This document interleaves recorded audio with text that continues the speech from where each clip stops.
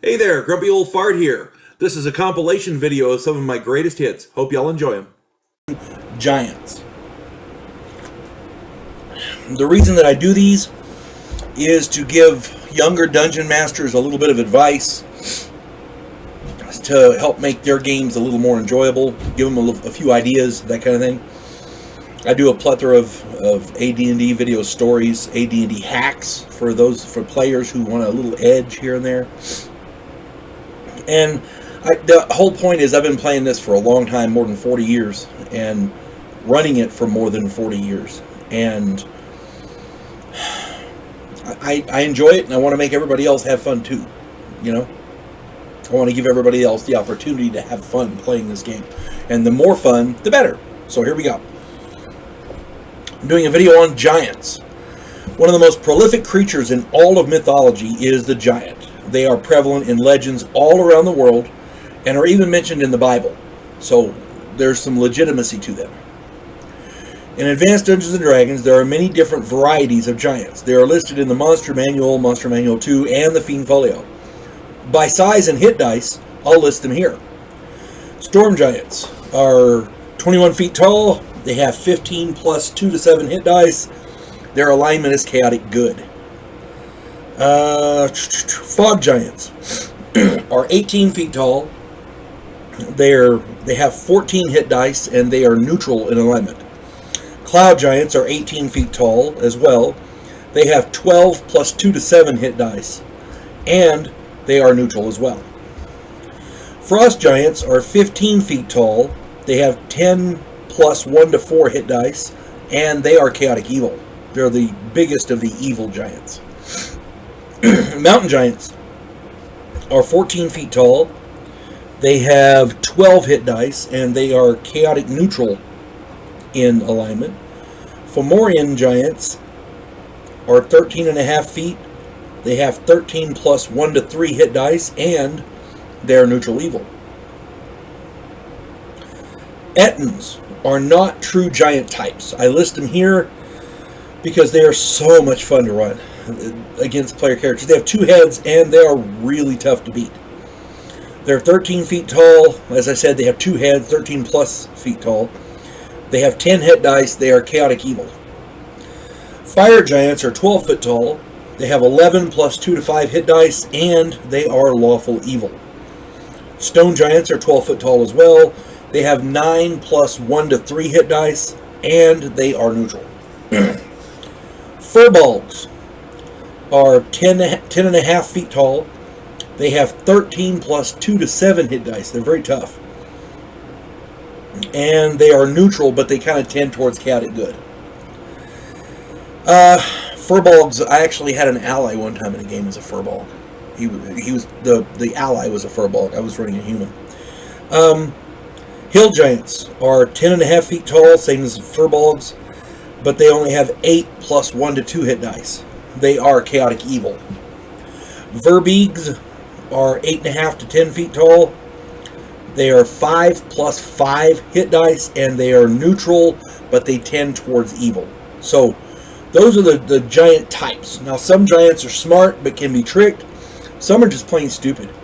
Play them as such. Some giants work with ogres and orcs. So if you have a band of orcs or ogres, sometimes orcs will hire ogres, and sometimes ogres will hire these giants. Sometimes orcs will hire giants to work with them. Either way, sometimes you can find hill giants mixed in here and there, that kind of thing.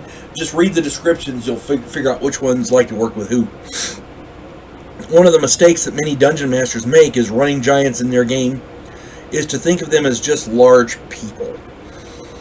Before you run your player characters against giants, do some research. Frost giants are prevalent in Norse mythology, as are fire giants. Ettins are described in Greek mythology. Read beyond the descriptions in the AD&D books.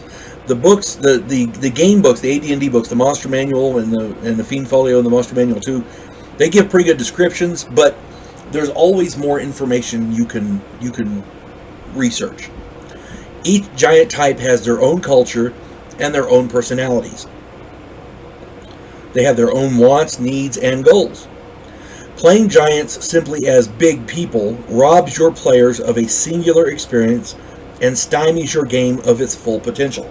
Not researching giants before you put them in your game does a disservice to both your game and your players. Try and make the gaming experience something they will remember and tell stories about for the rest of their lives. I have found giants to be very, very interesting characters to run in your campaign. I don't usually run groups of giants. So, like, for example, I'll run a family unit of giants that people see in a distance. If they want to go mess with them, that's on them. Giants generally tend to try to avoid people. Hill giants and verbeegs and like that, they're more, and ettins, for example, they're more, they don't mind raiding. They'll hire out as mercenaries to orcs and ogres, things like that.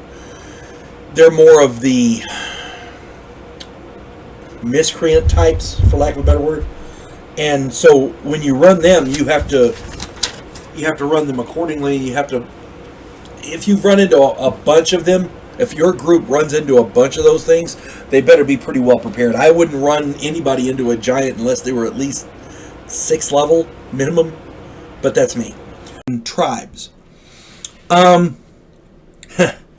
Many monsters in Advanced Dungeons and Dragons are available for the Dungeon Master to use in his game. Monsters, there's books full of them listed, and many of them are tribal, meaning they congregate in family groups around tribes. Player characters may run into groups of orcs, bugbears, gnolls, goblins, lizard men, or many others in any number of settings. These tribal warriors can swell the ranks of dark armies, or they may just be in the service of an evil wizard or a warlord. Aquatic tribes can act as pirates. Their warriors could be paid by your villain to delay or kill the player characters, or just to collect tolls on a mountain pass. The possibilities are endless. Regardless of their place in your world, these tribes are viable communities. Their warriors serve a place as hunters and providers, earning income as mercenaries and soldiers. The warriors have responsibilities. They are not the mindless rabble that a lot of people play them as, and playing them as mindless rabble does both the warriors and your PCs a serious disservice. Chance encounters are fine, but don't overlook the possibilities that these warriors represent in the overall storyline of your campaign. Use them for their enormous potential. This is a advice mainly for dungeon masters, so that's who I'm gearing this video for.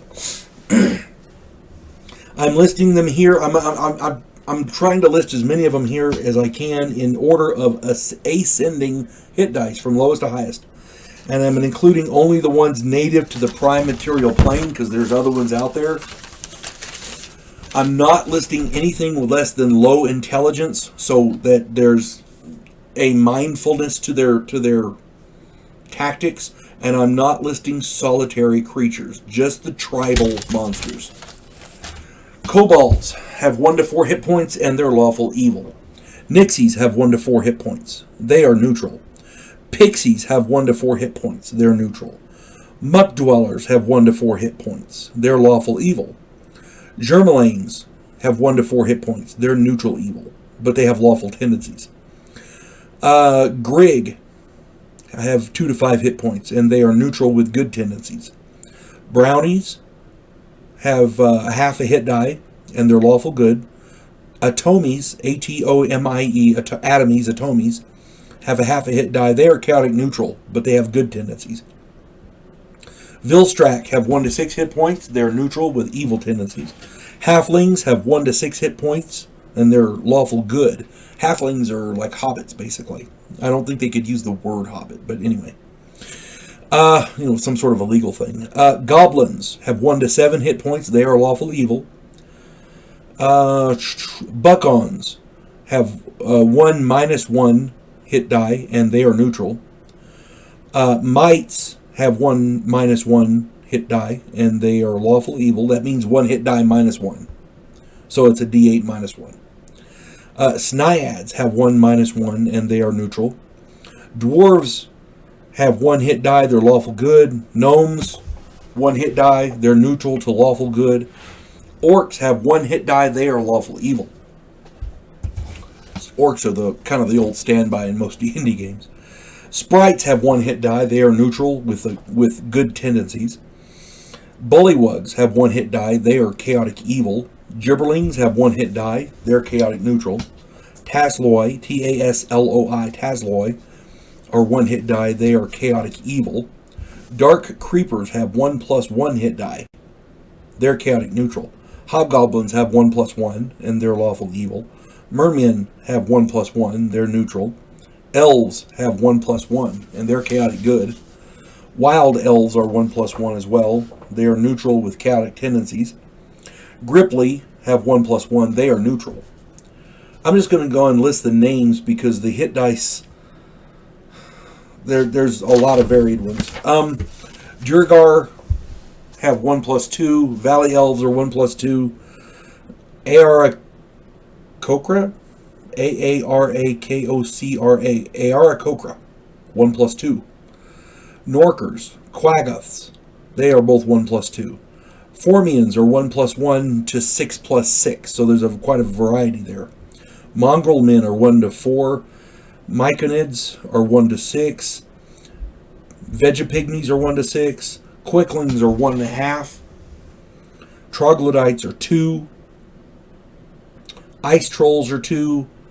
Lokatha are 2. Lokatha are aquatic like mermen. Men vary on their alignment because there are a lot of different kinds, and they're up to 2 hit die. Gnolls have 2 hit die. Grimlocks, Quillins, Ogrions, Dire Corby, all those have 2. Kuatoa have 2+. Drow elves are 2+. Lizard men are 2+1. Sahuagin are 2+2. Fire newts are 2+2. Flines are 2+3. Tritons and crabmen are both 3 hit die, and they're both neutral. The Tritons have good tendencies, but they're both neutral. Bugbears are 3+1. Taers, Taer, they're 3+6. Needlemen are 3+4. Svirfneblin, that's a deep gnome, they're 3+6. Pecks, Pech, are 4. Centaurs are 4. Meanlocks are 4 hit die. Sandmen are 4 hit die. Lava children are 4+. Ogres are 4+1. Cyclopskin are 5. Cyclopskin are 5. Babblers are 5. Spirit trolls are 5+5. Weemics are 5+8. Thrycreen are 6+3. Trolls are 6+6. Yonti are 6 to 9. Treants have 7 to 12. A treant is an ent from The Hobbit, basically, Lord of the Rings. Slayod, there's very different kinds of Slayod. 7 to 15+7, and they're all chaotic neutral, so they make pretty good bad guys. Giant trolls are 8 hit dice, and giant 2-headed trolls are 10 hit dice. And there's others. Remember, these are not mindless rabble. These warriors are raised in a warrior culture. They have experience in war with at least a basic knowledge of tactics, strategy, trade. They're not idiots. These tribes can enrich your world beyond just the random encounter.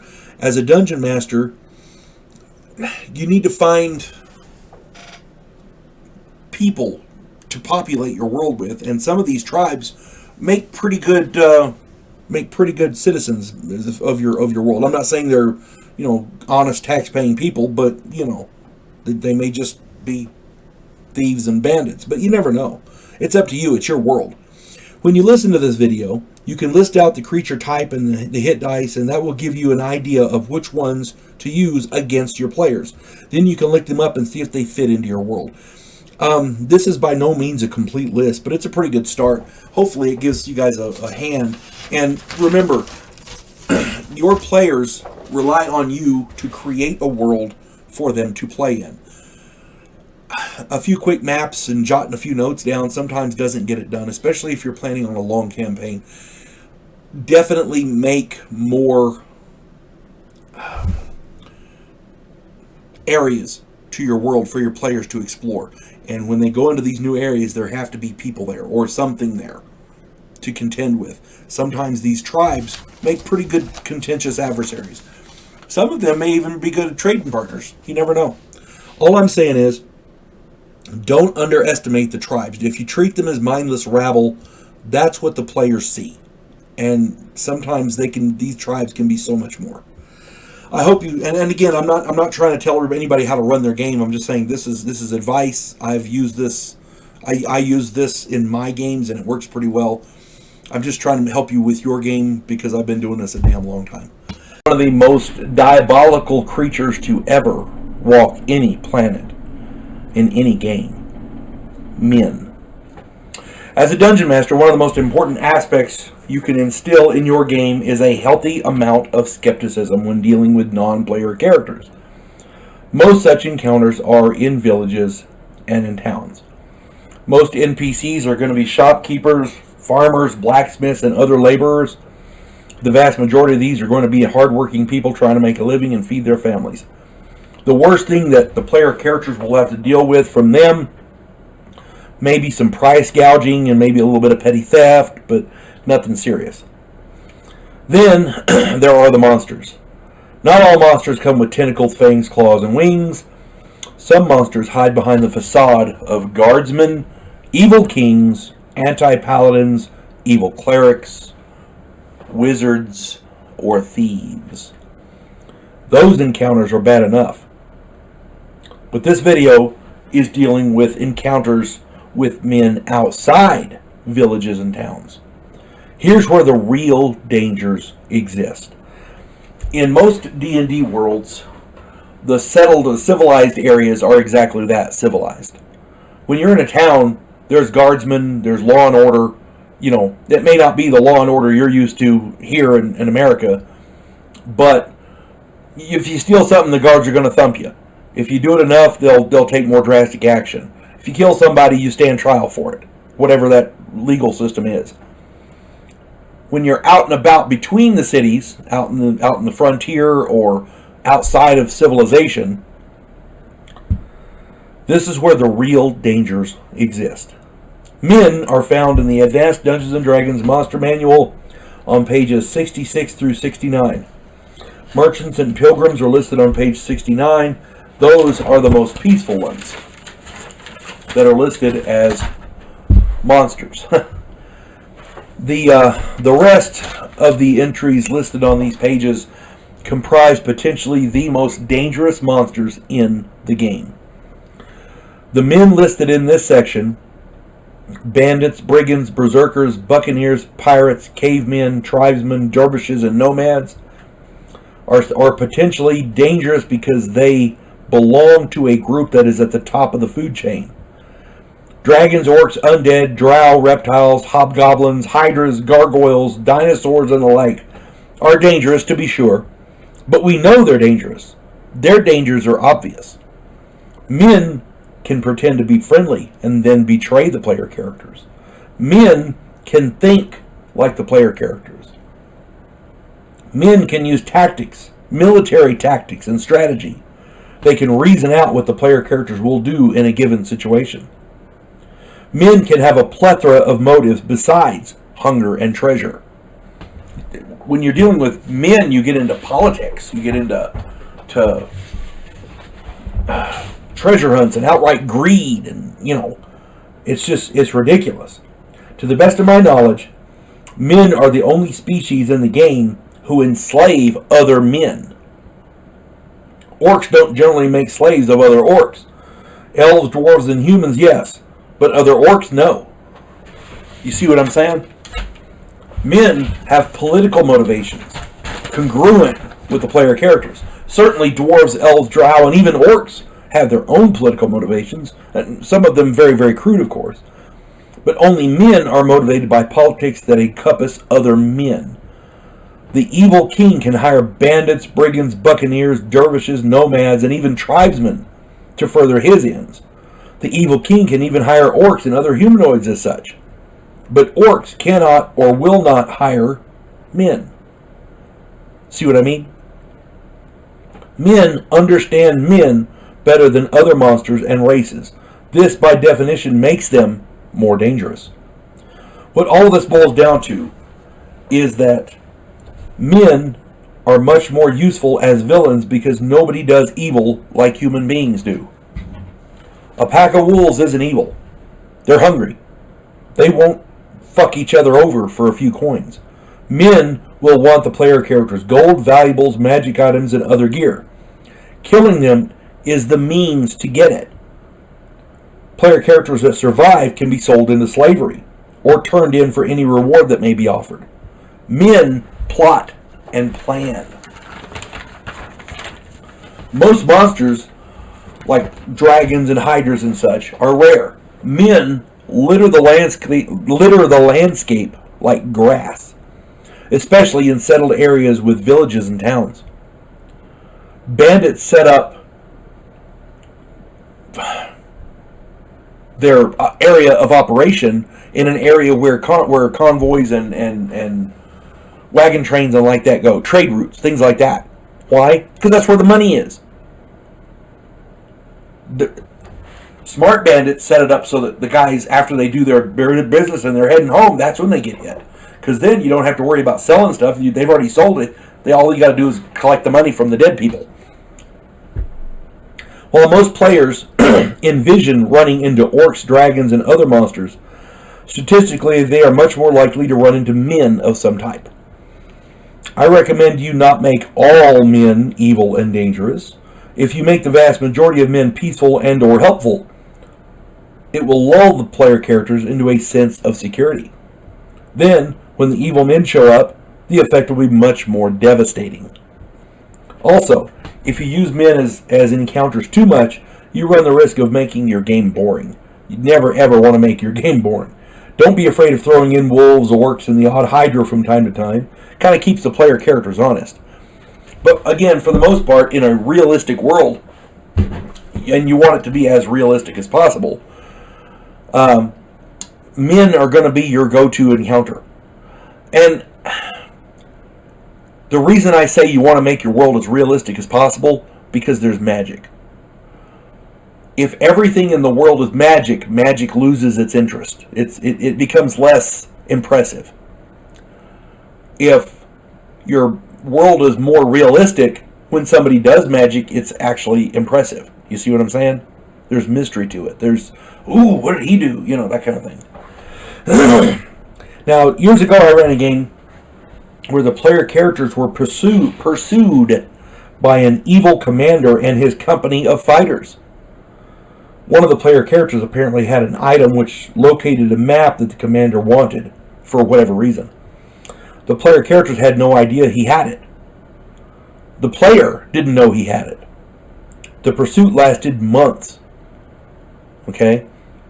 It was harrowing, and the players were afraid to, they had to pick their camp spots in seclusion. They had to consider everything very carefully because this guy would show up when they least expected it, and he would fight them viciously with tactics. And he had men working for him who were good, solid soldiers. This guy wanted that map for a reason, and the item that this player had located that map for him, and he wanted that. He wanted it bad. Turns out, in the course of the game, they never found out what the map was. They never even found out about the map. All they knew is this guy wanted that player character dead for some reason. That's all they knew. And they were doing everything they could to avoid it. They finally ended up jumping ship and going to a different continent. They lost him that way because you can't track over the ocean. But, that it created a plot diversion. It created guesswork. It created mystery in the game. And I didn't use a dragon to do it. I used a guy, a man. You see what I'm saying? When you're designing your adventures, don't be afraid to put men in there. Men can be just as dangerous as any monster, even more so because they're men. Just keep that in mind. And harpies. One of the more disgusting creatures a dungeon master can use in his game is the harpy. Harpies can be found on page 51 of the Advanced Dungeons & Dragons Monster Manual 1, the first monster manual. Be sure to read up on them very, very carefully before you use them in your game. There are a number of reasons that I love using harpies in my game. First off, they can attract those that fail a savings throw versus magic with their siren call. So they can get a party to split just by singing. It's amazing. Once within range, harpies can charm victims by touch, unless another savings throw versus magic is made. Once charmed, the harpies attack, torture, and devour their charmed victims. And what they do to stuff they don't like, that they don't want to keep or whatever, is disgusting. Yeah, they're some disgusting bitches, I'm just saying. All this sounds good until you realize that many player characters have lots of bonuses and can easily make their savings throws versus magic. Even if they do get lured in, most mid-level player characters can take a harpy easily. Here's the rub. Harpies travel in flocks of 2 to 12, with an average of 7 per flock. Statistically, your flock's going to have 7 on the average. With a party size of 6, that leaves the player characters outnumbered. Each harpy gets 3 attacks and can charm by touch. Every attack that succeeds, they have to save versus magic or they're charmed.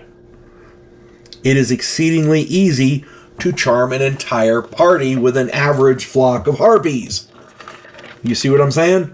The ability to save is great, but when you have to save a bunch of times each round, yeah, eventually you're going to fail. The odds are ever against you, as it were. I hate those movies. I never liked those mocking. Anyway, my point is, it's easy to fail a savings throw when you have to make tons of them. Eventually, everybody rolls a 1. Over the course of my career as a dungeon master, I have used harpies quite a few times, and rarely has a group of player characters survived. I try never to use harpies unless the group can take the punishment. And, in my opinion, a group of player characters need to be at least 8th level to warrant the use of these harpies. A flock of harpies can easily overpower a group of player characters. 6 of them, 6th level or lower, they're pretty much toast. Harpies only have 3 hit dice and do 1 to 3, 1 to 3, 1 to 6, but, the damage-wise, 1 to 3, 1 to 3, 1 to 6, claw, claw, bite. But what really makes them dangerous is the siren call and the charming touch, because every attack is a touch. These make the harpies more than a match for 6th or 7th level characters. On top of that, the size of the flock gives significant numbers of attacks. Each harpy gets 3 attacks, remember. And all this increases the chances that a player character will be charmed. I don't use harpies willy-nilly.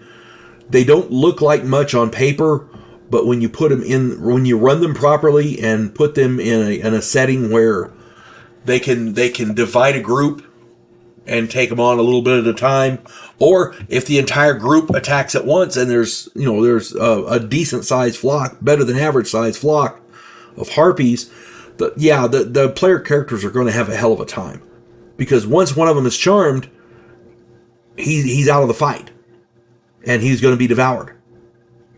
Just saying. All in all, a flock of harpies can ruin the day of any reasonably sized group of player characters. My favorite situation is when they see the harpies coming and they go, "Oh, it's just harpies. I looked them up in the book. They're not bad." And then you run them properly and most of the party dies. Yeah, that's just freaking hilarious. As a dungeon master, that's hilarious. The Sahuagin. I've been playing Advanced Dungeons & Dragons since the mid-'70s, and I've been running it since 1979. In all that time, I've run into a wide variety of monsters, and I've used a wide variety of monsters against my players. Very few of these are anywhere near as dangerous as the Sahuagin.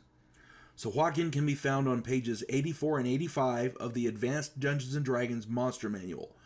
Be sure to read up on them very, very thoroughly before you use them in your game.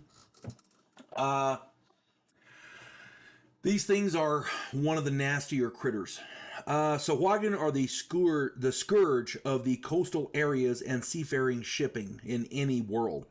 These creatures are cruel and brutal and evil in the extreme. Sahuagin are one of the few tribal monsters with a significant social hierarchy.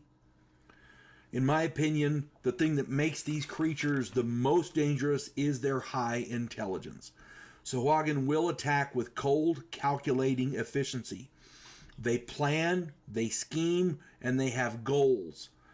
They can turn a losing battle around with tactics because they can plan things. They have advanced tactics and strategies. Their only allies are sharks, and they wage war as effectively as any land dweller. They kill for food, sport, and pleasure.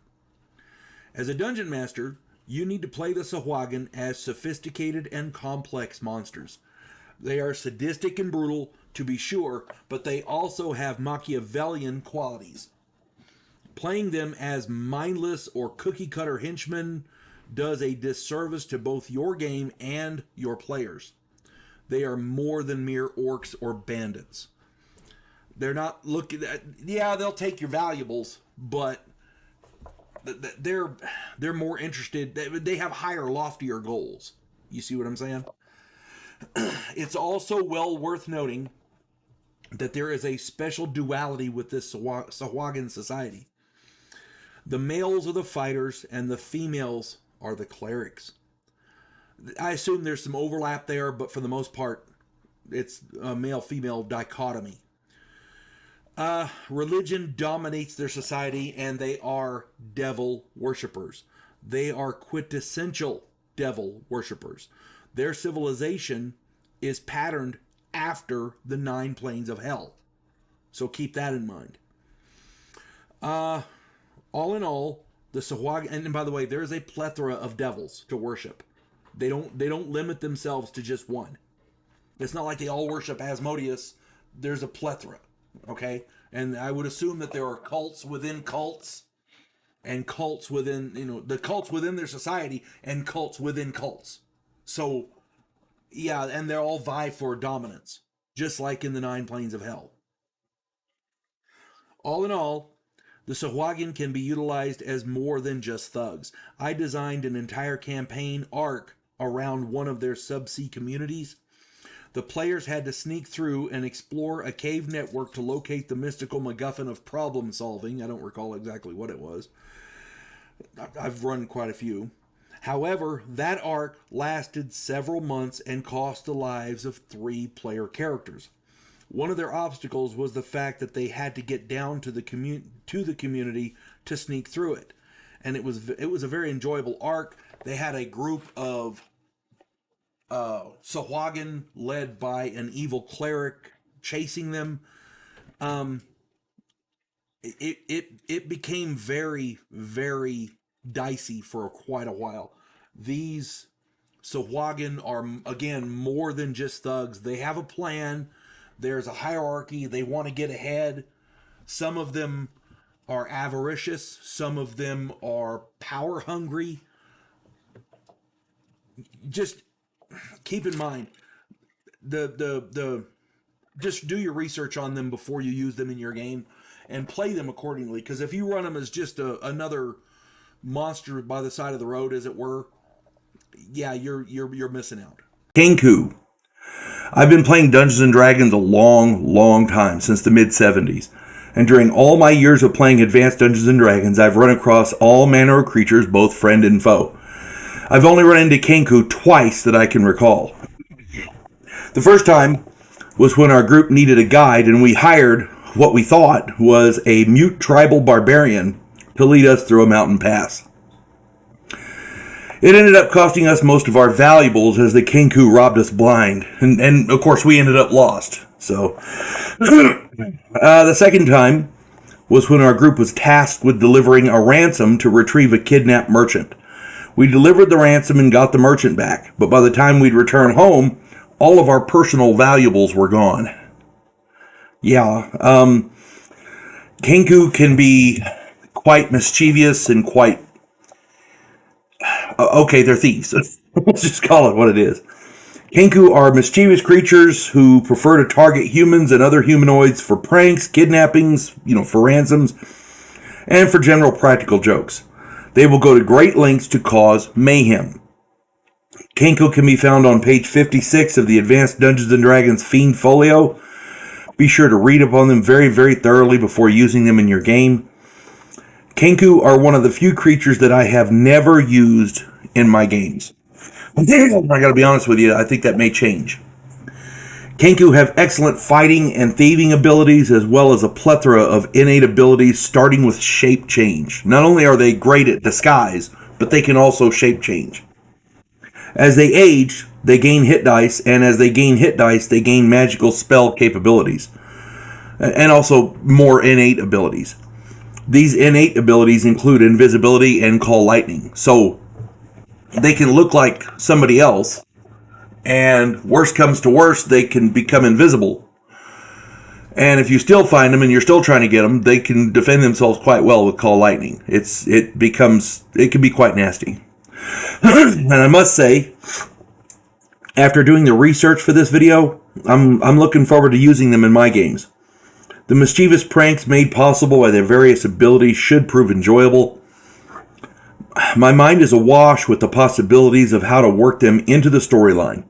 And nothing else, they'll be useful to drive my players batshit crazy, because as a dungeon master, that's one of the things that you need to do once in a while. Just drive your players crazy.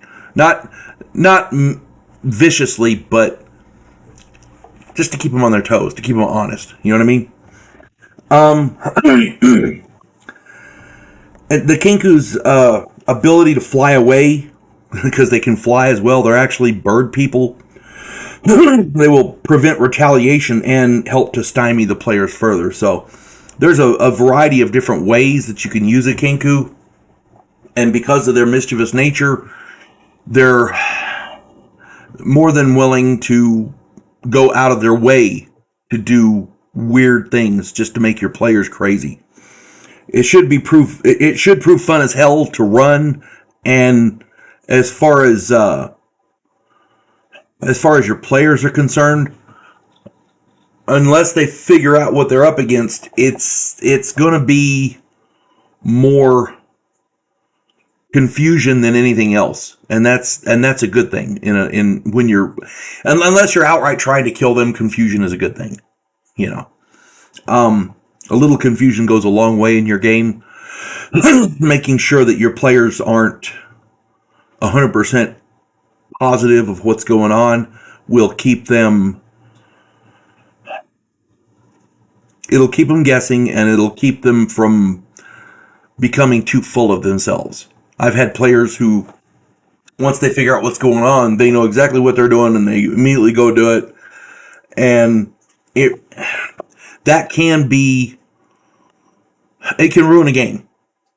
So once one player figures it out, they know what they're doing, and that's that. Kenku allow you to confuse your players and keep them confused long enough for the Kenku to get away. Once they figure out what's going on, it's too late. So that can be a valuable asset in any campaign. So anyway, if you get the opportunity, try running a Kenku, because I'm going to try. I'm going to definitely give him a shot. The Needle Man. As a dungeon master, I'm always looking for unusual and strange monsters to run against my players. In my opinion, the weirder, the better. Enter the Needle Man. Needlemen can be found on page 67 of the Advanced Dungeons & Dragons Fiend Folio. Be sure to read through the description very, very thoroughly before you use them in your game. These things can be very, very tricky. The Needleman is a 3+4 hit die critter and has a startling variety of weaknesses It is particularly vulnerable to magic. I won't go into all of the details of that here, but spellcasters will have a field day with these things. They're not exorbitantly hard to kill. One magic user can wipe out scores of these things. The two things that make the needlemen dangerous are the fact that amidst conifers or heavy undergrowth, they are 75% undetectable. This gives them a 3 in 4 chance to surprise a party of player characters. And by the way, needlemen hate elves. I'm not sure exactly why they do, but they do. They will target elves above all other player characters. The other thing about the needlemen is their number of appearing, and that is 5 to 50. Yeah, you can have an army of these things show up to attack your players. That's a mean average of 28 of these things. They fire 1 to 6 needles each, doing 1 to 2 hit points damage each. 28 needlemen firing 3 needles, doing 1 point each of damage. That's 84 to 168 points of damage. With 3 plus 4 hit dice, they have a decent chance to hit. And with surprise, that gives them a plus 4 on the first round. Yeah. Yeah, they do 1 to 2 points for each needle. So if they do 1 point each, that's still 84 points of damage. Yeah, that. As a dungeon master, if your party is in the woods, chances are the needlemen will be spread out amongst the trees. This will allow hits on multiple player characters, as well as preventing one magic user from using an area of effect spell, for example, like a fireball, and killing them all off at once. So if the players are camping in the woods, I'm going to use this example from something that actually happened in a game. If the players are camping in the woods and they run into needlemen, the needlemen will be all around. Years ago, I was running a group of 8 6th level player characters through a small campaign. It took about a month and a half to get them to 6th level. I started them off at 4th. I've said this before and I'll say it again. I don't do experience by the book. The players in my games earn every level. They they they don't go up very fast, but when they do go up, they're respected by everybody in the gaming community because they earned it. Okay. Um, I was running these characters. I started them off 4th level. They were now a 6th level roughly. I They were pretty used to working together. They had figured out how the characters worked pretty well. They had overthrown a local slavers guild, so the locals were mixed on either liking them or hating them. The freed slaves were happy, of course, but the group, they weren't happy in the town they were in because everybody they met, it was a 50-50 chance of whether they were going to praise them or try to kill them. So the group took a job scouting out a local forest and creating a safe trade route. The party trekked about 5 miles into the woods and decided to set up camp in a small clearing next to a stream. It was an idyllic spot. As they began to set up camp, 34 needlemen stepped out of the foliage and opened up with complete surprise. 4 player characters, all of them elves, died in the first round. And they were done. In the second round, the needlemen went first and killed another 2. The final 2, a fighter and a thief, fled. Otherwise, it would have been a total party kill. These needlemen, they hate elves, so they'll target them first. Turns out our wizard and our cleric were both elves, so they died in the first round. So yeah, yeah. If you get a chance to read up on the Needleman, do it. Again, page 67 of the Advanced Dungeons and Dragons Fiend Folio. They're not uber powerful, but with surprise, they can, and as many of them that can appear, number of appearing, they can do some significant damage to your party. If the fighter and the thief had hung around, that would have been a total party kill. So the Yeti. I've started doing cryptids, cryptid stories, cryptid encounters on my YouTube channel. So I figured I'd do the Yeti as a D&D monster. So here we go. Anyone who is a Bigfoot believer or even has a passing interest in the phenomena will know what a Yeti is. This is Bigfoot's meaner carnivorous cousin. Yeti can be found on page 103 of the Advanced Dungeons and Dragons Monster Manual. Yeah, tongue-tied. Be sure to read through the description very thoroughly before you use them in your game.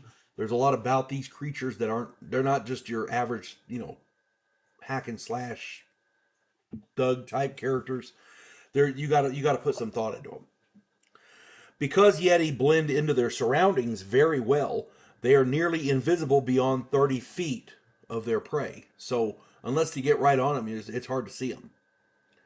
Yeti are of average intelligence, meaning they can plan and execute tactical assaults and ambushes with precision. Okay? Keep that in mind. They have intelligence. They're not dumb animals.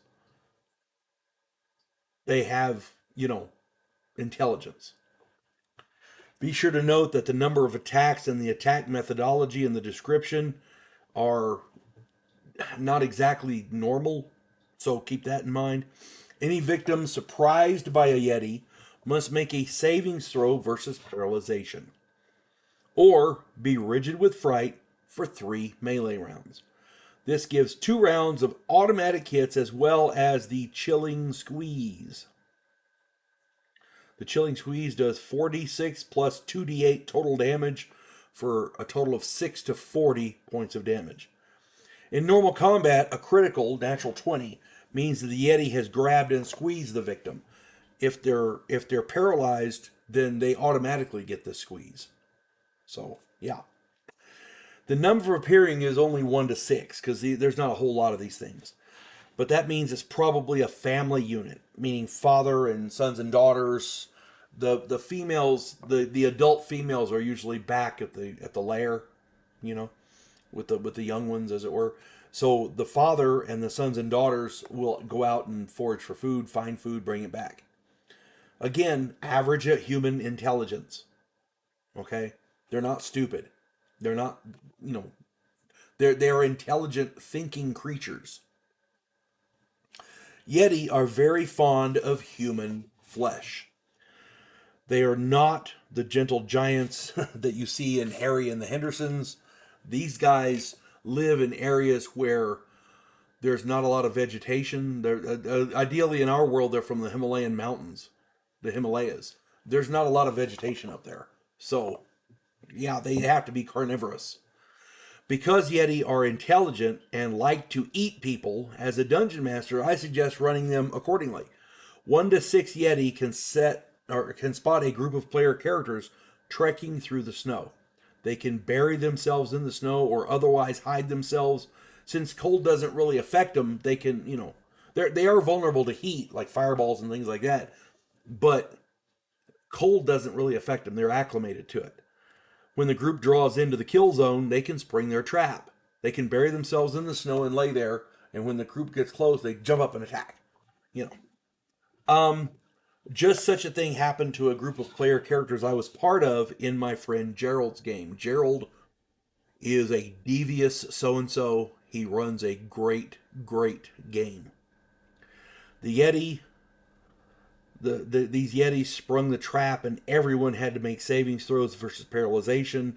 Out of 5 player characters, 2 of them failed their saves. Both I and my friend John were frozen with fear. My player character died, and John's was down. 2 quick critical strikes by the Yetis, and 2 more of our party were down.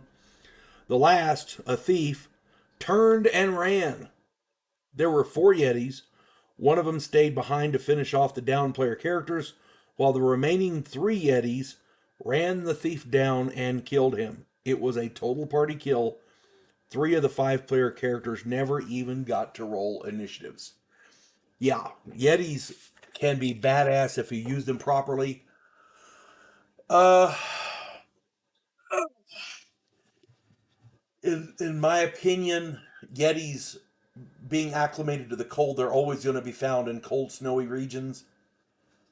So that gives them the advantage. They can spring traps in that type of a terrain better than most, and again, because they're acclimated to the snow, they can hide and remain motionless for hours. They can set up ambushes probably better than most in the Arctic, better than most special forces. These, and I got to stress this, these are not dumb animals. They are intelligent thinking creatures. And a lot of the time, being average, I would imagine they could probably use magic items. So that's another aspect that not a lot of people think. If you're a thinking creature and you know what magic is and what it does, theoretically you could probably be a magic user or at least a cleric if you worship a god. But having a magic wand that you know how to use, or maybe becoming a wizard, or becoming what do you call it? A collector of magic items. There was a word I was thinking of a minute ago, and it vacated my mind. But the point I'm getting at is a Yeti with a magical weapon would be nasty. A Yeti with a magic item like a wand or a staff or a rod could be nasty. The point I'm getting at is these are thinking creatures. They can do this.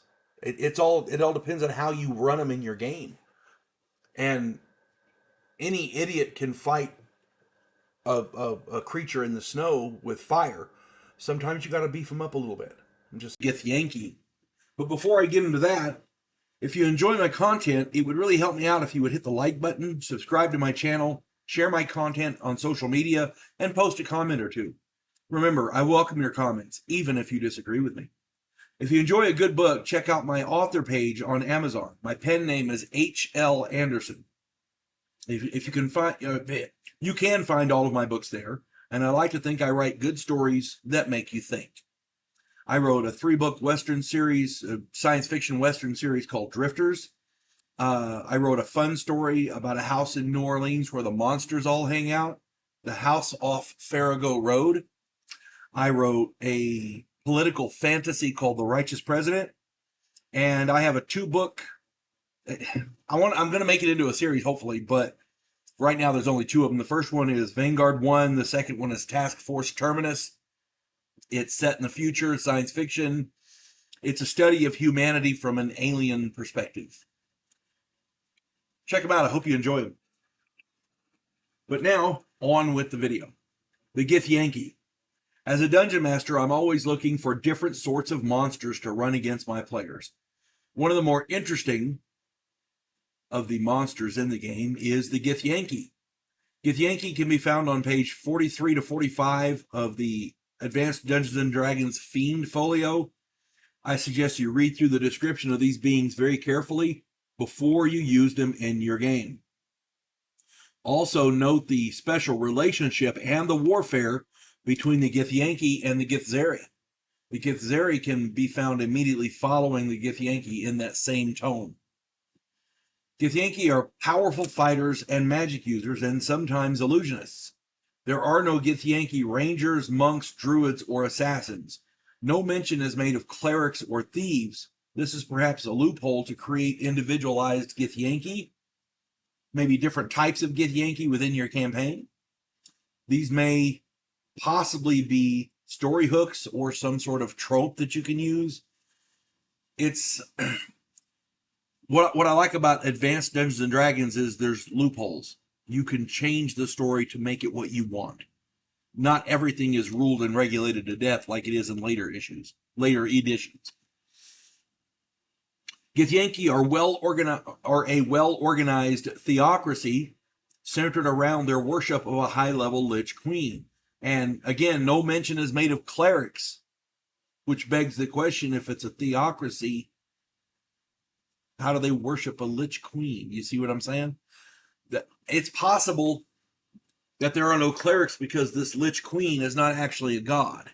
You see what I'm saying? That might be a story trope you can use in your game. This theocracy takes the form of a feudal organization of sorts, with no lord owing any allegiance to any other lord, except for that Lich Queen. Excuse me. Each astral plane castle has a lord, and each is independent of the others. Seeing as they all worship the same Lich Queen, it's likely these lords would be willing to work together on some important and large task. But again, there may be animosity. We don't know. Take note of specifically of the weapons and armor that Githyanki employ, especially the silver swords. Also take note of their animosity and history with Illithids and their psionics. Illithids are mind flayers. Yeah, they have a history with them and they do not like them. Githyanki will also attack mind flayers. If an encounter happens and there's a mind flayer and humans or other adventurers, the Githyanki will attack the mind flayer first and then go after the others. It says that in the book, so be sure and read up on it very thoroughly. Also take note of their pact with a group of red dragons. As powerful as they are, they become as astronomically more so with red dragons as steeds and transportation. All in all, Githyanki make exceptional opponents for a mid to high level party. You don't want to run these guys if your party's first and second level. If you do, if your campaign is set up and through the course of the game they happen to run into these and they're low level, give them an out. You do not want to force them to encounter these things. Give them the opportunity to hide, run away, whatever. Otherwise, you're just murdering your players. I'm just saying. Years ago, I was running a group of 5, 8th to 9th level player characters through a wilderness adventure. They saw in the distance a group of 4 Githyanki conversing with a red dragon on a rocky ledge. They had the option to leave well enough alone and go about their business. Instead, for some dumbass reason, these 5 players decided to try and sneak attack the dragon. Again, you cannot make that shit up. Of course, they were psionically detected by the Githyanki, and one of the Githyanki leaped onto the dragon's back and took to the air. The group attacked the other 3, and neither side had any real advantage until the dragon did a strafing run with its breath weapon. 3 player characters died outright, and the other 2 were killed the next round. This was all on them, the player characters. It was all on them. They did not have to attack at all. They had the option to avoid it. It was... The battle for them was a shit show.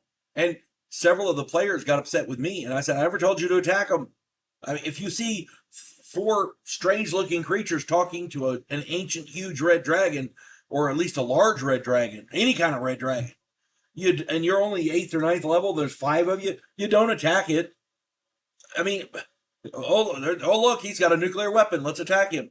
Oh, look, he's got an armored division, let's attack him. No, you don't do that. He's got an F-15 jet fighter, let's attack him with swords. Yeah, you don't do it. That's a common sense failure on the player character's part. And I tried to be as easy as I could with them, but it's hard to be easy with a red dragon. You just can't do it.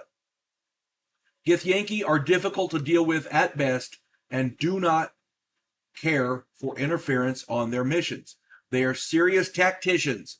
They are extremely intelligent. Extremely intelligent. Play them as such. These guys are not stupid. They're not your run-of-the-mill thugs. They do their thing. They don't care for interference. They're no nonsense, no bullshit professionals. Play them as such. These guys can come up with serious tactics. They can come up with serious... They can do some significant damage. That's all I'm saying. And if your players decide they want to attack them, that's on them. There ain't nothing you can do about it. The Githzeri. I did the Githyanki last week. I'm doing the Githzeri today. This week. But before I get into that, if you enjoy my content, it would really help me out if you would hit the like button, subscribe to my channel, share my content on social media, and post a comment or two. Remember, I welcome your comments, even if you disagree with me. If you enjoy a good book, check out my author page on Amazon. My pen name is H.L. Anderson. You can find all of my books there. I like to think I write good stories that make you think. I wrote a 3-book series called Drifters, science fiction western. I wrote a book about a house in New Orleans. It's just a fun story. A house in New Orleans where the monsters all hang out. It's called The House Off Farrago Road. I wrote a political fantasy called The Righteous President.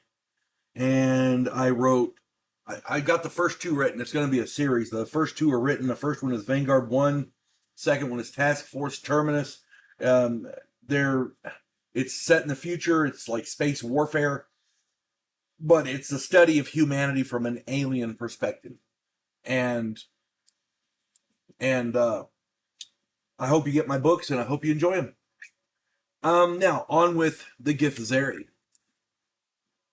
As a dungeon master, there are a wide variety of monsters, creatures, and beings that you can run against your player characters. When I design a campaign, I try and use the weirdest and most outlandish adversaries I can find. This perplexes my players and throws them some curveballs they maybe aren't expecting. The Githzeri, oh my god, fit that bill. They can be found on page 45 of the Advanced Dungeons & Dragons Fiend Folio Tome. I suggest you read through their description very, very, very thoroughly before you use them in your game. And you'll also need to read up on their distant antagonistic cousins, the Githyanki. They can be found on page 43 to 45 of that same manual. It's actually the entry preceding them.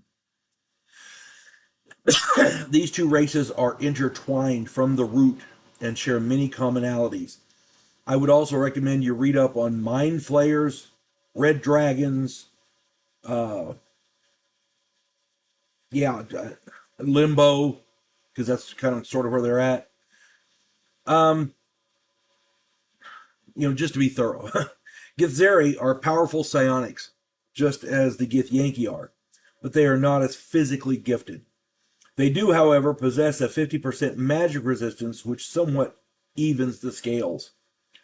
The classes favored and weapons used are very similar to their cousins as well, though there are some stark differences. Be sure to take note of these differences, especially with the silver swords and the like, and the way, the appearance of the armor and swords. The book specifically mentions that the Githzeri inhabit Limbo and coexist with the Slayati, so you might want to read up on them as well. One can surmise that at least limited partnerships may have been formed. Be sure to read up on the Slayati. Githzeri also have a limited truce with Mind Flayers, which suggests they have a working relationship with their former masters, at least some of the time. The Slayati and the Illithids may give you an angle to work into your storyline.